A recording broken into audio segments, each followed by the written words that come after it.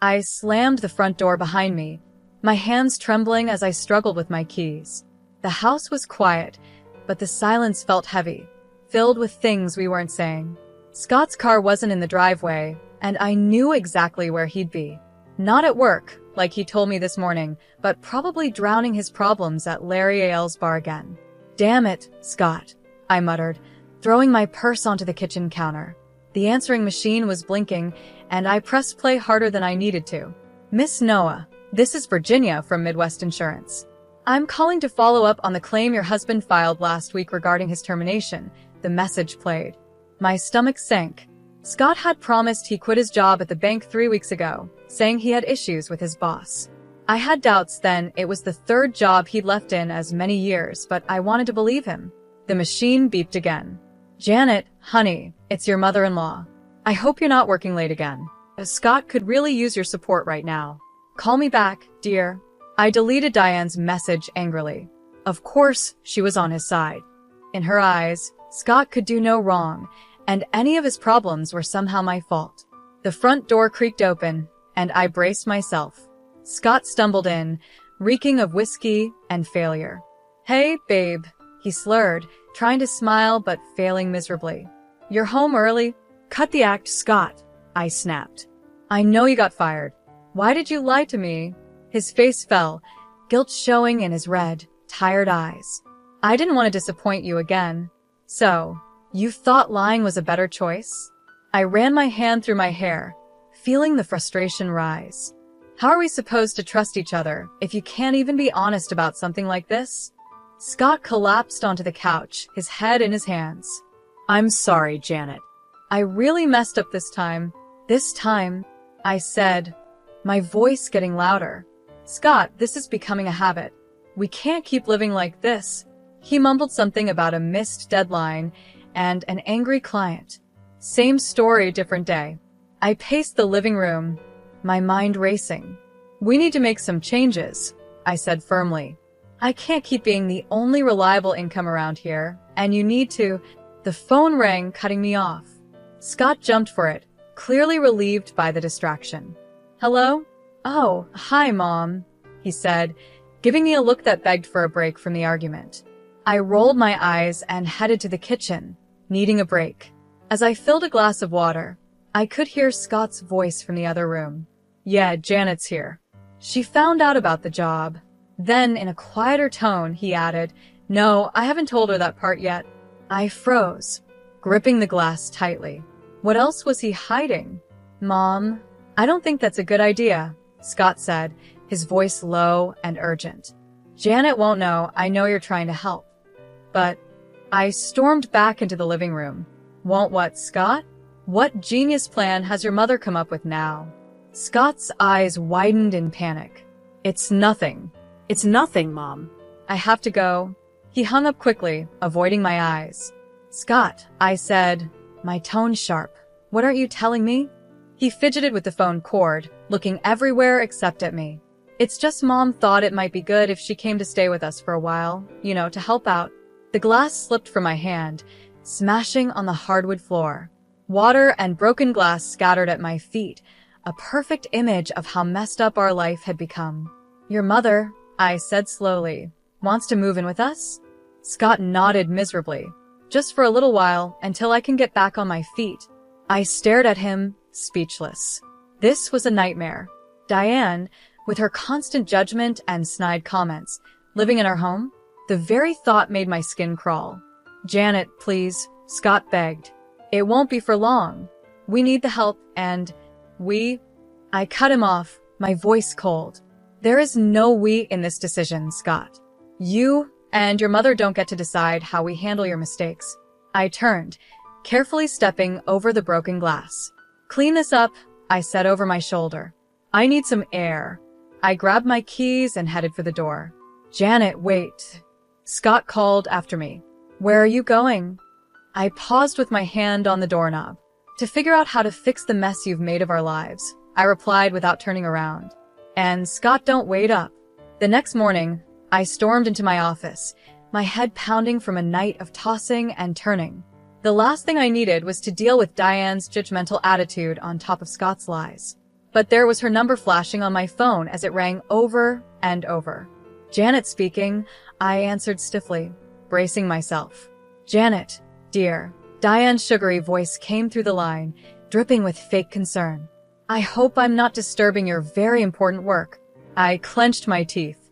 What can I do for you, Diane? I'm worried about Scott, she sighed dramatically. He's been so down lately. I can't help but wonder if your career focus might be affecting him, Diane said. My grip on the phone tightened. Excuse me? Well, you know how men are, Diane continued, completely unaware of the anger building inside me. They need support, attention. Scott's always been sensitive. Maybe if you were home more. Diane, I cut her off, my voice low and controlled. Scott is a grown man. His job troubles are his own responsibility. But as his wife, I interrupted, I've been supporting us financially for years while Scott jumps from job to job. Don't you dare suggest this is my fault. Diane gasped, clearly offended. I'm only trying to help, Janet. Someone needs to be there for Scott, and if you're too busy climbing the corporate ladder, stop right there, I snapped. My career isn't the problem. Scott's inability to keep a job is. And frankly, Diane, your constant babying isn't helping him. Well, I never, she huffed. If that's how you feel, maybe I should come stay with you two for a while. Scott clearly needs some support at home. A chill ran through me. That won't be necessary, I said firmly. Scott and I can manage our own problems. We'll see about that, Diane replied in a threatening tone before hanging up. I slammed the phone down, fuming. The nerve of that woman. After everything I'd done to keep us afloat, she had the audacity to blame me for Scott's failures. My phone buzzed with a text from Scott. Mom's worried about us. Maybe we should let her visit. I ignored it, throwing myself into my work, avoiding the mess waiting for me at home. The hours flew by as I drowned in spreadsheets and phone calls, anything to keep my mind off it. It was nearly 9 p.m. by the time I left the office.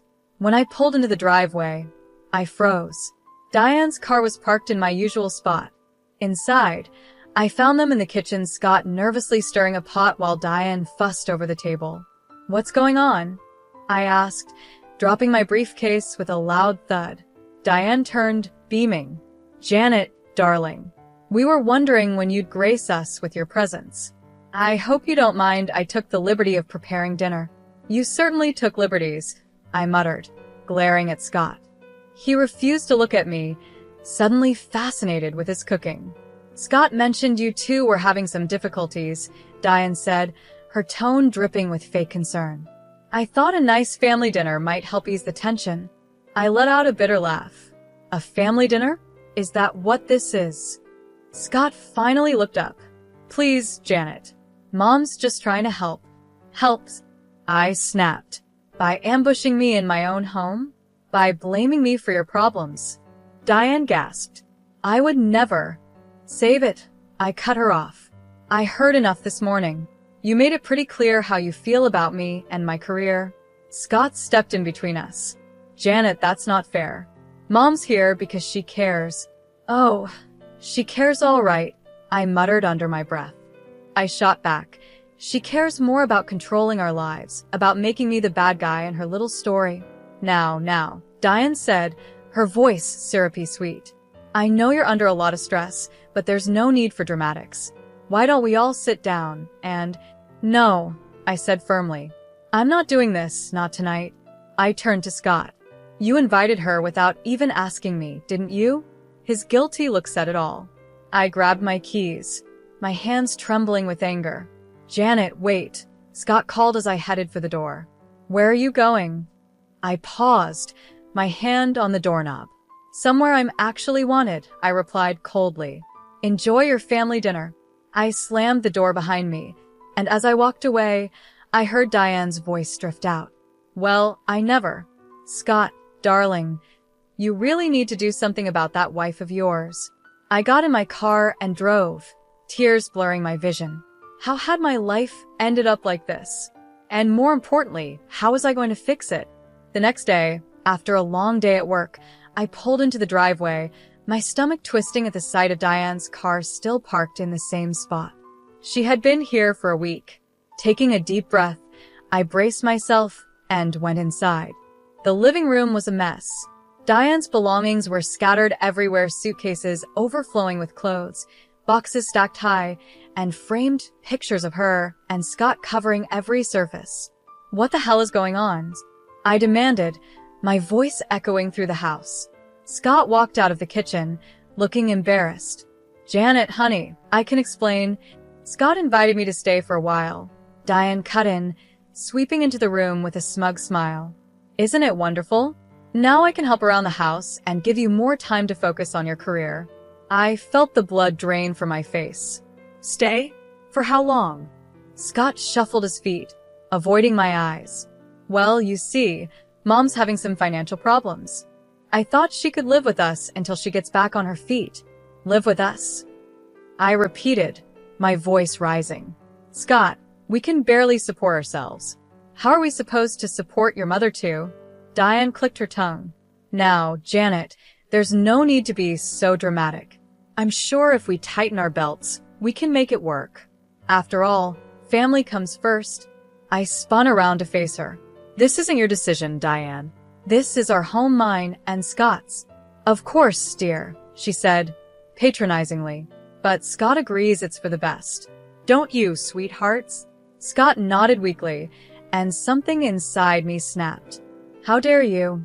I hissed, stepping closer to him. "How dare you make this decision without talking to me? This is my house too, Scott. My life." "Please, Janet," Scott begged. "Mom needs our help. We can't just turn our backs on her, like you turned your back on your responsibilities." I shot back. I fired back, "Or how about how you've turned your back on our marriage by lying to me?" Diane gasped, "Janet, that's no way to talk to your husband." I whirled around to face her. "And you come waltzing in here, criticizing my choices, blaming me for Scott's failures, and now you expect me to support you." "I'm only trying to help," Diane sniffed. "Someone needs to hold this family together. We were doing just fine before you showed up." I snapped. Scott stepped between us. "Janet, that's enough. Mom's staying, and that's final." I stared at him, disbelief and betrayal flooding through me. "Final? You don't get to make that decision on your own, Scott." "Well, someone has to make decisions around here," he shot back. "You're never home anyway." His words hit me like a punch to the gut. I stepped back, grabbing my purse. "I'm never home because I'm working my butt off to keep us going while you hop from one job to the next." "Janet, wait," Scott started, but I was already heading to the door. "No, Scott. I'm done waiting. I'm done being the bad guy in all of this." I paused at the door, turning back to both of them. "You want to play happy family with Mommy, dearest? Fine. But don't expect me to stick around and watch." "Where are you going?" Scott called after me. "To a hotel," I replied coldly, since I'm apparently no longer welcome in my own home. As I got into my car, I heard Diane's voice drift out the open door. "Let her go, Scott. She'll come to her senses eventually. Now, why don't you help me unpack?" I sped out of the driveway, tears blurring my vision. How had it come to this? My husband choosing his mother over me, my home invaded, my life flipped upside down. As I drove aimlessly through the dark streets, a cold determination settled inside me. If Scott and Diane wanted to play dirty, fine. Two could play at that game. It was time to start planning my next move and my revenge. I had been staying at the Comfort Inn for a week, trying to clear my mind and figure out my plan. The constant buzzing of my phone, with Scott's desperate texts and Diane's passive-aggressive voicemails, only strengthened my resolve. I needed to face this head-on. As I pulled into the driveway, I noticed Scott's car was gone. Perfect. I could grab some clothes without a confrontation. But as I stepped inside the house, I heard Diane's sharp voice coming from the kitchen. "I don't care what it takes, Alex. You can't do this to me now." I froze, my hand still on the doorknob. Diane was clearly in the middle of a heated phone call, unaware of my presence. "Don't you dare bring up my mistake," she hissed. "You're the one who's been embezzling from the company for years." My eyes widened. What was going on? "Fine, file for divorce," Diane spat. "But don't think, I won't take you for everything you're worth, Alex. I know all your secrets," Diane said before abruptly ending the call. I heard her muffled sobs. For a brief moment, I felt a twinge of sympathy, but it vanished as soon as I heard her voice again, this time leaving a voicemail. Scott, honey, it's Mom. Listen, I need you to talk to Janet about accessing some of your joint savings. It's just a small loan to get me through. I'm sure she'll understand we're family after all. A surge of anger shot through me. How dare she? I stormed into the kitchen, causing Diane to jump. Janet, she gasped, quickly wiping her eyes. I didn't hear you come in. Clearly, I said coldly. Too busy plotting to take our savings, were you? Diane's face went pale. You heard that? Every word, I said, my voice steady. Including your lovely conversation with Alex. Cheating on him and stealing money. Diane? My what would the neighbors say? You don't understand, Diane pleaded, her earlier confidence crumbling. Alex is trying to ruin me. I need help. I let out a bitter laugh. And your solution is to ruin us instead? To take our money while you've been living comfortably off stolen cash for years. It wasn't like that, Diane protested. Alex handled all the finances. I didn't know. Save it, I snapped. I'm not interested in your excuses. What I do want is for you to pack your things and get out of my house. Diane's eyes narrowed. You can't throw me out. Scott invited me to stay. Watch me, I growled, stepping closer. You've manipulated and lied to us since you got here. You blamed me for Scott's problems, took over our home, and now you're trying to steal from us. I'm done. I am Scott's mother. Diane shrieked. He'll never choose you over me. Just then, the front door slammed, and Scott's voice rang out. Mom? Janet? What's going on? Diane's expression instantly changed, tears welling up at her eyes as Scott entered the kitchen. Oh, Scott, she wailed. Janet's being so cruel. She wants to throw me out on the street. Scott looked back and forth between us, confusion written all over his face. Janet, what's going on? Don't you dare fall for her act, I warned him. Your mother's been lying to both of us. She's getting divorced because she cheated on Alex, and she's been embezzling money for years. Now she wants to dip into our savings to cover her tracks. Scott's jaw dropped. Mom, is this true? Diane's sobs grew louder. Scott, please, you don't understand. I had no choice. I turned to Scott, my voice firm. It's time to decide, Scott. Either she goes or I do. For good this time. The tension in the room was thick as Scott looked between his tearful mother and me, standing firm. I could see the conflict in his eyes, years of being manipulated by his mother now colliding with the harsh truth in front of him. Scott, I said, urging him to decide. I spoke softly but firmly. This is it, Scott. This is the moment that decides our future. Choose wisely. As Scott opened his mouth to speak, I held my breath, knowing that whatever he said next would change all our lives. His eyes flickered between Diane and me, his face full of confusion and pain. I need some time to think, he stammered, backing out of the kitchen. Scott, please. Diane cried, reaching for him, but he was already gone, the front door slamming behind him.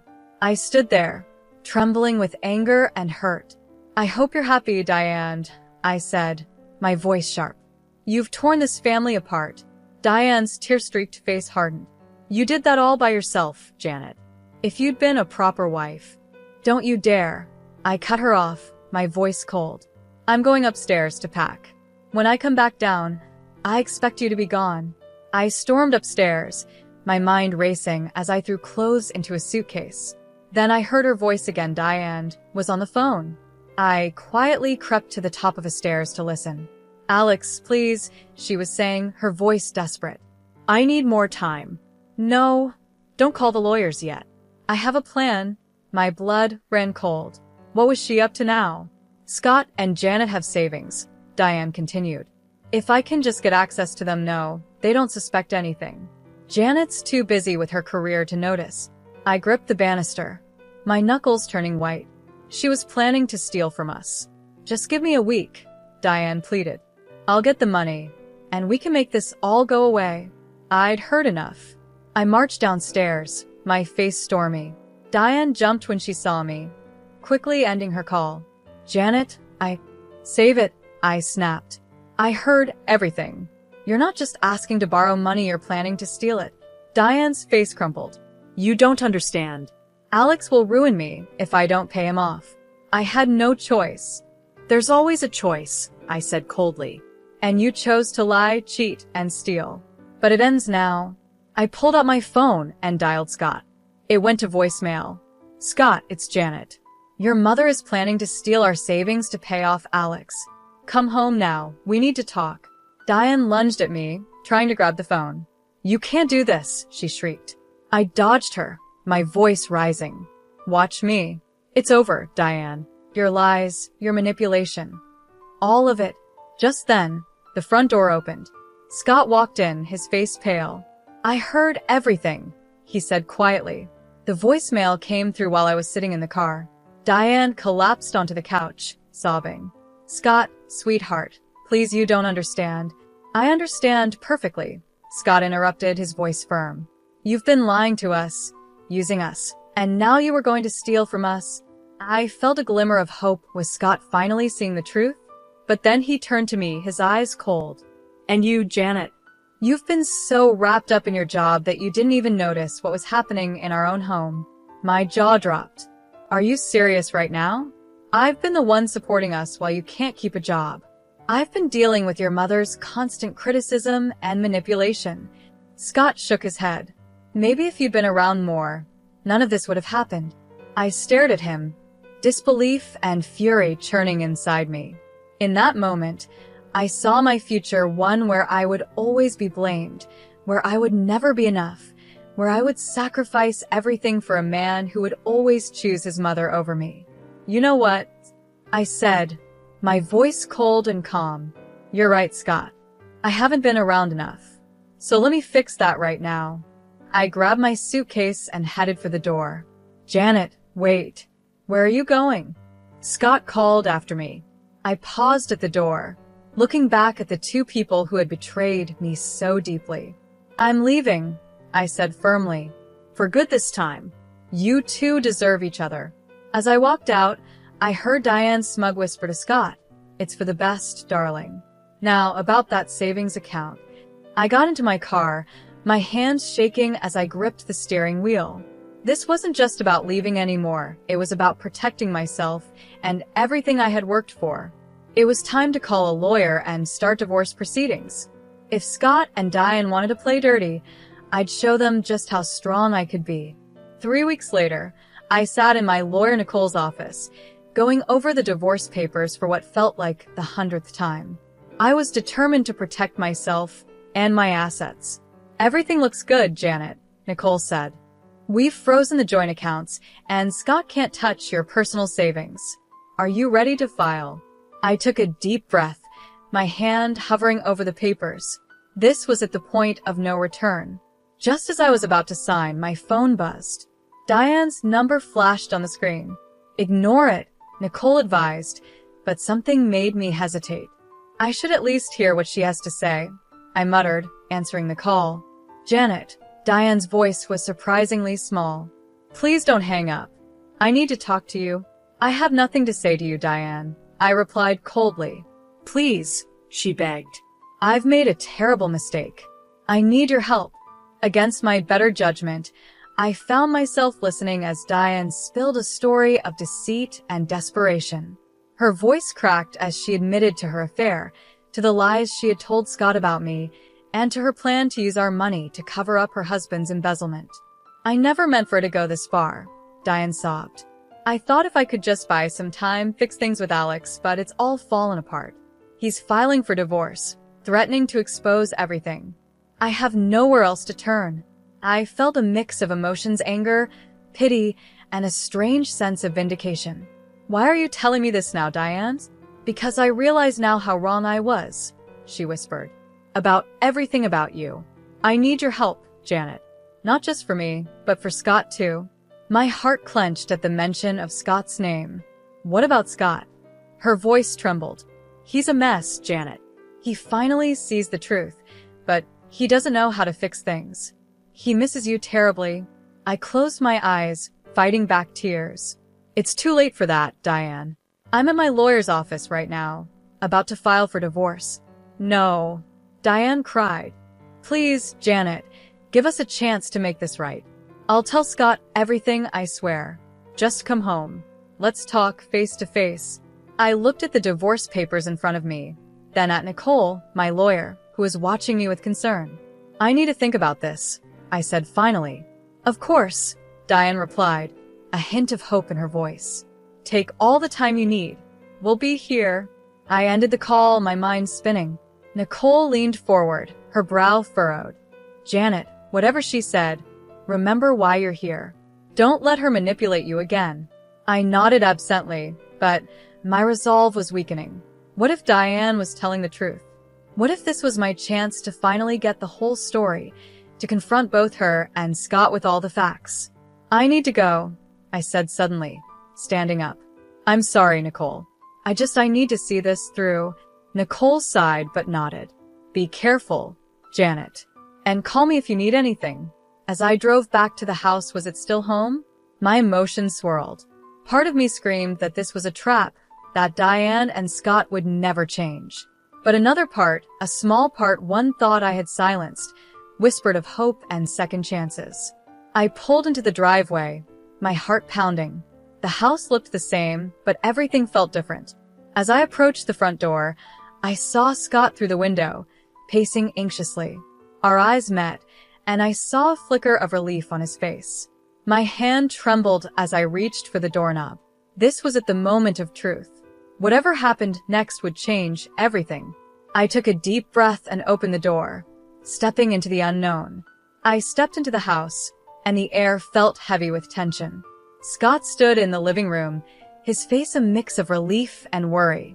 Diane sat on the couch, nervously twisting her hands in her lap. Janet, Scott said, stepping toward me. I'm so glad you came. I raised my hand to stop him. I'm here to listen, nothing more. Diane, you said you had something to tell us both. So talk. Diane nodded, her eyes filling with tears. I've been lying to both of you about everything. For the next 30 minutes, Diane laid out her secrets, her affair with a family friend, Alex's embezzlement from his company, their upcoming divorce, and her desperate plan to use our money to cover everything up. With each revelation, Scott's face grew paler, his hands clenching into fists. How could you, Mom? He whispered, his voice trembling. How could you lie to us like this? Diane sobbed and reached for Scott, but he pulled back. I'm so sorry, sweetheart. I never meant for it to go this far. I thought I could fix everything before you found out. I stood there, feeling a storm of emotions, anger at Diane's lies, pity for her desperation, and the growing realization that Scott had been just as much a victim of her manipulation as I had been. Scott, I said softly, turning to him, did you know any of this? He shook his head, looking shaken. No, God, Janet, I had no idea. I thought Mom just needed our help. I never imagined. That's why I called you, Diane interrupted, her voice desperate. I see now how wrong I was about everything. I need your help, both of you, please. I let out a bitter laugh. Help? After everything you've done? You tried to steal from us, Diane. You almost ruined our marriage. I know, she wailed. And I'll spend the rest of my life making it up to you both. But right now, I need your help to fix this mess with Alex. If we don't act fast, he'll expose everything, and we'll all go down. Scott turned to me, his eyes full of desperation. Janet, what should we do? I felt the weight of the moment. This was the decision that would shape the future of not just my marriage, but our whole family. No, I said firmly, surprising even myself with how strong my voice sounded. We're not doing this, Diane. Not anymore. But Diane started, but I cut her off. No more lies. No more schemes. You made this mess, and you're going to face the consequences, just like the rest of us. I turned to Scott, my heart pounding, waiting for his response. I love you, Scott, but I can't keep living like this. We can't keep letting your mother behave this way, I said, my voice steady but sad. Scott nodded slowly, understanding finally sinking in. You're right. Mom, I'm sorry, but Janet's right. We can't help you cover this up. Diane's face crumpled. But what am I supposed to do? Where will I go? That's not our problem anymore, I said, feeling a huge weight lift off my shoulders. I turned to Scott. We need to talk alone. We left Diane sobbing on the couch and moved to the kitchen. The air between us was thick with unspoken feelings and hurt. "Janet," Scott started, his voice full of emotion, "I've been such a fool. Can you ever forgive me?" I looked at him, really looked at him, for the first time in months. I saw the man I had once fallen in love with, but I also saw the son who had let his mother come between us. "I don't know, Scott," I said honestly. "I love you, but I don't know if love is enough anymore. We have a lot to work through." Scott nodded, tears in his eyes. "I understand. Whatever it takes, Janet. I want to make this right." As we stood there in our kitchen, with the sound of Diane's sobs in the background, I realized this was just the beginning. We had a long and difficult journey ahead, facing the consequences of Diane's actions, rebuilding trust, and figuring out if our marriage could survive this test. But for the first time in months, I felt a glimmer of hope. Whatever came next, I knew I had the strength to face it head-on. 2 years later, I stood in my new apartment, surrounded by moving boxes and the promise of a fresh start. The divorce had been finalized 4 months ago, and I was finally ready to close this chapter of my life. My phone buzzed with a message from my boss. "Congratulations on the promotion, Janet. I can't wait to see what you'll do as our new marketing director." I smiled, feeling a surge of pride. This was what I had been working for: recognition for my skills and hard work, not judgment for being ambitious. As I unpacked, I came across a photo of Scott and me from happier times. A wave of sadness hit me, but it quickly passed, replaced by a sense of peace. We had tried to make things work after Diane's confession, but the trust had been too deeply damaged. In the end, we both realized that sometimes love just isn't enough. The doorbell rang, pulling me from my thoughts. When I opened the door, I was surprised to see Diane standing there. She looked older and more worn down than I remembered. "Janet," she said softly, "I hope I'm not bothering you. I just wanted to apologize again and give you this." She handed me an envelope. Inside was a check for a large sum, much more than she had tried to take from us. "It's everything I have," Diane said, her voice trembling. "I sold the house, my jewelry. I want to make up for what I did to you and Scott," Diane said, her voice trembling. She handed me the check, and I stared at it, emotions swirling inside me. "Diane," I began, but she cut me off. "I know this won't fix anything, but I hope it helps you start your new life.